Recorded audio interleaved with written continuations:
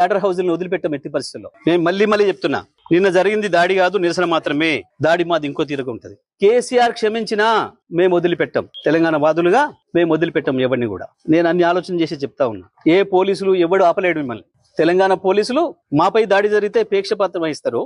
వాళ్ళ దగ్గర అక్రమ పిటిషన్లు తీసుకుని మాపై కేసులు పెడుతున్నారు. దీనికి ఏదో భయపడతాం అనుకుంటున్నారు. దానికి భయపడడానికి లేం.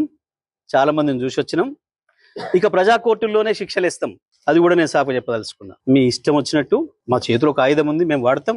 ఎవడికి లేవు ఆయుధాలు. చాలా మంది చేతుల్లో చాలా ఆయుధాలు ఉన్నాయి, వాడతారు, తప్పకుండా వాడతారు సందర్భం వచ్చినప్పుడు. కాంగ్రెస్ ఏమంటుంది, బీజేపీ ఏమంటుంది, ఇంకో పార్టీ ఏమంటుంది, మేమేమంటున్నాం, మేము చూసుకుంటాం. మీ బలిపోయింది, మీ అహంకారం ఏంది? మీ ఇష్టం వచ్చిన మేమ్స్ పెట్టడానికి ఏమనుకుంటున్నారు? ఎక్కడ ఉంటున్నారు? ఎక్కడ బతుకుతున్నారు? ఎవరు తిండి తింటున్నారు? మీకు మీ మనవాళ్ళేమనుకుంటే యువతలో ఉన్నది మనుషులే కదా. లక్షలాది కోట్లాది మంది ప్రజల హృదయాల్లో స్థానం సంపాదించుకున్న నాయకుడి గురించి కదా మీరు మాట్లాడుతుంది. ఏ బలుపుతోని, ఏ అహంకారంతోని, ఎవరిని చూసుకొని ఈ ప్రేలాపన? నీది మీడియా హౌస్ కాదు, స్లాటర్ హౌస్.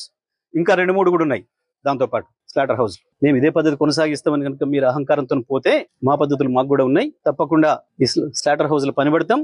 ఎట్లా ప్రజలతో శిక్ష పెంచాలో